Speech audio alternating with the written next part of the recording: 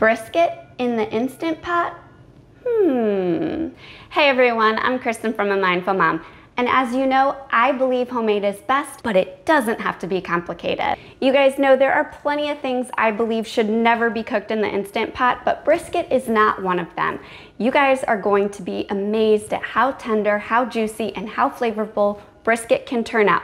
It's not quite the same as smoked, but it's every bit as delicious. So let's get started. We're gonna start by making a homemade dry rub. It's made with 2 tablespoons of brown sugar, 2 teaspoons of kosher salt, 2 teaspoons of smoked paprika, 2 teaspoons of onion powder, 2 teaspoons of garlic powder, 1 teaspoon of black pepper, and about 1/3 teaspoon of cayenne pepper.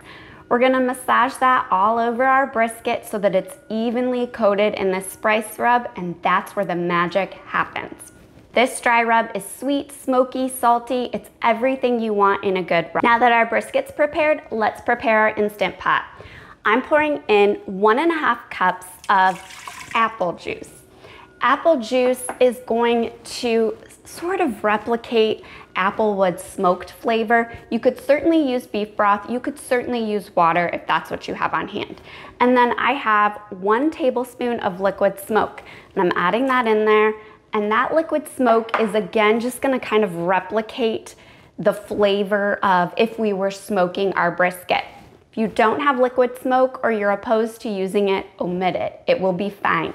This is just the cooking liquid inside the inner pot. We are not putting our brisket in this liquid. We're just trying to create some aromatics to infuse the meat as it cooks.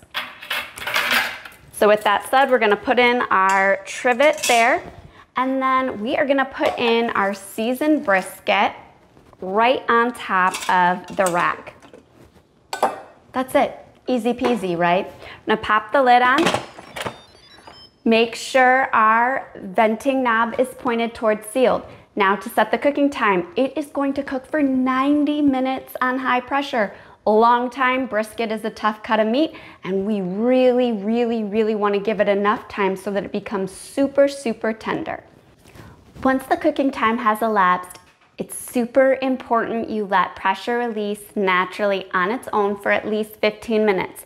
That means to just leave the lid alone, let the metal valve float down, and the lid unlock.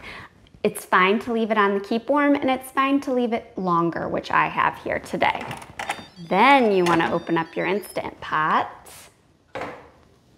And we are going to remove our brisket here. At this point, you can let your meat rust and then just slice it up and serve it.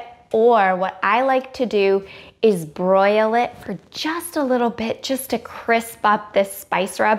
I'm gonna actually brush it with a little bit of barbecue sauce before I pop it under the broiler, just to give it additional flavor there. Brisket is nice and charred here. You can see those little crispy bits where the brown sugar from the spice rub and the little bit of the barbecue sauce caramelized there.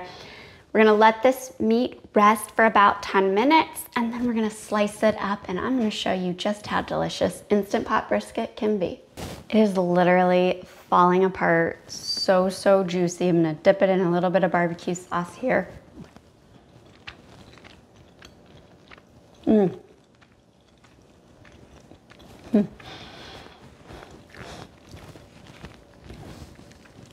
Wow, it's so good.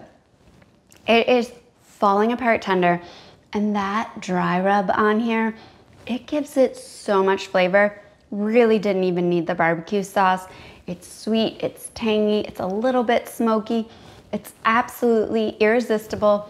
This recipe proves Instant Pot brisket is possible, is doable, and should be done. For more delicious recipes, be sure to check out amindfulmom.com or my next video where I share with you how to make Instant Pot barbacoa. Until next time, happy cooking.